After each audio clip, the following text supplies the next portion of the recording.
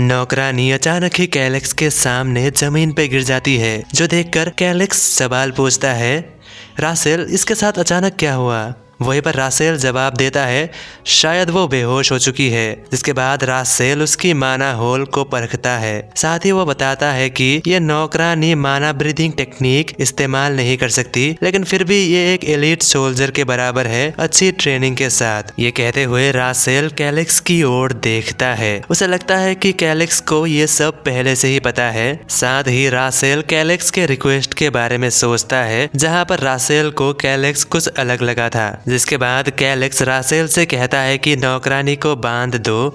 जिसके कुछ देर बाद हम नौकरानी को देख पाते हैं, जो कि कुर्सी से बंधी हुई थी और रासेल उसके हाथों के साथ कुछ एक्सपेरिमेंट्स कर रहे थे, जहां नौकरानी अभी भी बेहोश थी। अचानक नौकरानी की आंखें खुलती है और वो अपने सामने रासेल को देख पाता है, जहां रासेल का कहना था कि नौकरानी चाहता तो उसे ऐसे ही मार सकता था, लेकिन उसे पॉइजन ही क्यों दिया गया, क्योंकि पॉइजन से मरने के बाद ये बिल्कुल सुसाइड लगता। ऊपर से उसने पहले से ही सुसाइड की कोशिश की थी। वो अगर मर जाता तो किसी को किसी पर भी शक नहीं होता। लेकिन हाँ, यहाँ पर एक बात अजीब है, अगर नौकरानी चाहती तो उसे पॉइजन देकर तुरंत ही मार सकती थी, लेकिन आखिर उसे नौकरानी ने स्लो पॉइजन ही क्यों दिया।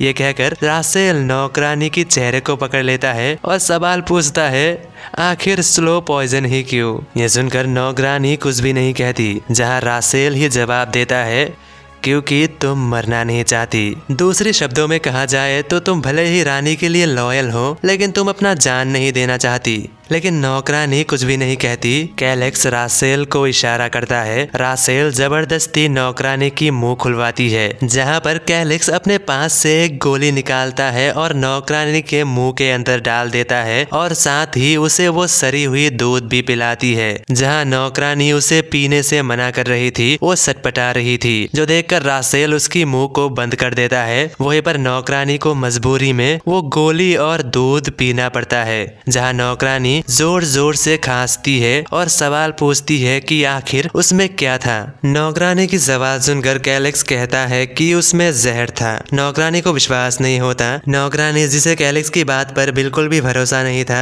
उसका कहना था कि आखिर उनके पास इस तरह का जहर कैसे हो सकता है। सवाल सुनकर कैलेक्स ठंडी नजरों से देखते हुए कहता है, जब तक तुम्हारे पास पैसे है तुम जितना चाहो उतना पा सकते हो। और हाँ, शायद मैंने तुम्हें नहीं बताया, मैंने उसमें एक स्पेशल इंग्रेडिएंट भी ऐड किया है। शायद उस चीज का नाम सफेद रेडिस है। इस नाम को सुनते ही नौकरानी की चेहरा देखने लायक था। वहीं पर रासेल भी हैरान हो जाता है। कैलेक्स, जो कि शांत था, उसे देखकर नौकरानी कहती है, मुझे तुम्हारी बातों पर बिल्कुल भी भरोसा नहीं है। लेकिन वहीं पर कैलेक्स बिल्कुल शांत था, वो कुछ भी नहीं कहता, बस उसके चेहरे पर एक हल्का सा मुस्कुराहट होता है। कैलेक्स कहता है, आज मैं तुम्हें छोड़ने वाला हूँ, तुम्हें बस अपने मालिक को मेरे मौत के बारे में इन्फॉर्म करना है। जहाँ नौकरानी का कहना था कि आखिर वो कैलेक्स की बातें क्यों ही माने। कैलेक्स कहता है, आई थिंक तुम्हें मरना नहीं है। वहीं पर यह सुनकर नौकरानी शांत हो जाता है। कैलेक्स आगे बताता है, इस पॉइजन के लगभग 3000 अलग अलग एंटीडोट्स हैं और पॉइजन के ऊपर ही एंटीडोट्स डिपेंड करता है। और कैलेक्स बताता है कि अगर नौकरानी को एंटीडोट्स चाहिए तो बस उसे कैलेक्स से ही मिल सकता है, क्योंकि एंटीडोट्स के बारे में बस उसे पता है। कैलेक्स की इन बातों को सुनकर नौकरानी को अंदर से बहुत ज्यादा प्रेशर महसूस होता है। नौकरानी अपने आप को रोक नहीं पाती और वो मान जाती है और कहती है, ठीक है, मुझे तुम्हारी सारी बातें मंजूर है, अब मुझे खोल दो। नौकरानी की बात सुनकर कैलेक्स कहता है, आखिर ये किस तरह का टोन है, तुम्हें मुझसे एटलीस्ट रिक्वेस्ट तो करना ही चाहिए। ये सुनकर नौकरानी मजबूरी में कहती है, प्लीज मैं तुमसे भीख मांगती हूँ, प्लीज मुझे खोल दो। जहाँ पर रासेल कैलेक्स की इस नई पर्सनैलिटी को देखकर हैरान था। वहीं पर नौकरानी अभी लिटरली भीख मांगते हुए कहती है, प्लीज मुझे छोड़ दो। जहाँ पर यह सब बस कैलेक्स का प्लान था, वहाँ पर कोई भी जहर जहर नहीं था, वो बस सड़ी हुई दूध थी और एक आम सी गोली। नौकरानी की हालत को देखकर कैलेक्स किसी तरह अपनी हंसी को रोककर रासेल को उसे खोलने को कहता है, जो सुनकर रासेल हैरान हो जाता है। वो कहता है, आपको इसने मारने की कोशिश की थी?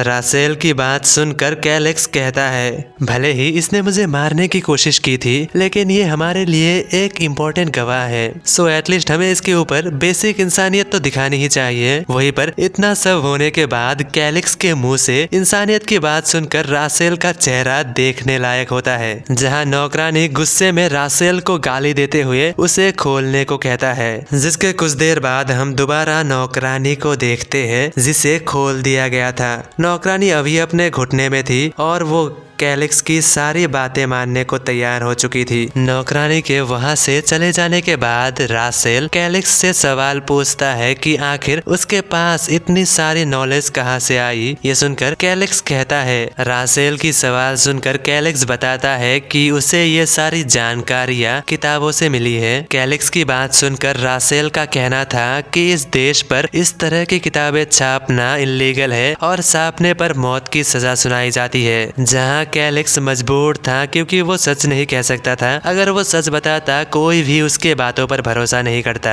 इसीलिए कैलेक्स एक और नई कहानी बनाकर रासेल को बताता है, तुम्हें उस डैगर के बारे में याद तो होगा जिससे मैंने अपने खुद के साथी पर वार किया था। ये सुनकर रासेल कहता है, हाँ वो तो ठीक है, लेकिन उससे क्या?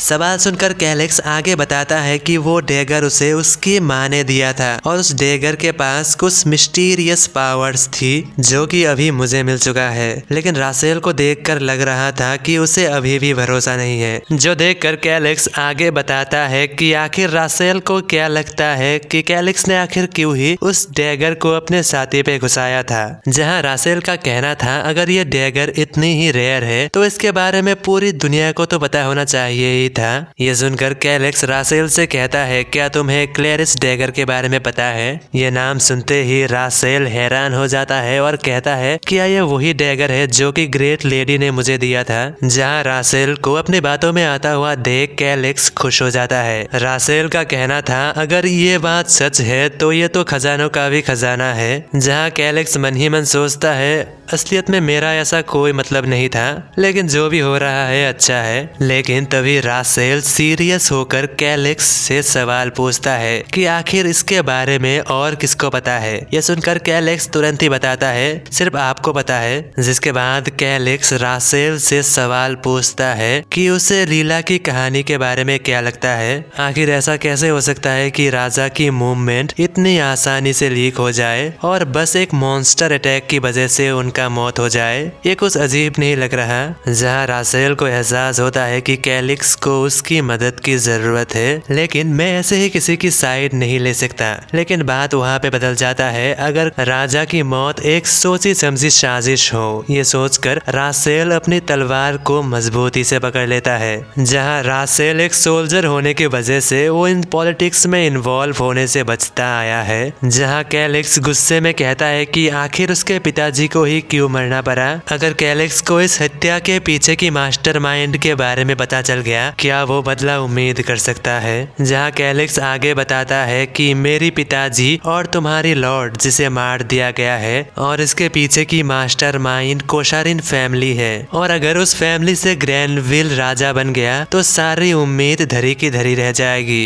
लेकिन हम ऐसे ही हार नहीं मान सकते क्योंकि सिचुएशन टफ है। ये कहने के बाद कैलेक्स रासेल की ओर सीरियस होकर देखता है। वही रासेल इतनी लंबी चौड़ी भाषण सुनने के बाद तुरंत ही कैलेक्स के सामने घुटने पे आ जाता है और कैलेक्स को अपनी लॉयल्टी की वादा करता है। जहाँ पर कैलेक्स कुछ कहने वाला था, वहीं पर रासेल सीरियस होकर कहता है, पिछले 50 सालों से एक सोल्जर के तौर पर मेरी जो आइडियोलॉजीज थी, मैं उन्हें पीछे छोड़ रहा हूँ। प्लीज इसे भूलिएगा मत।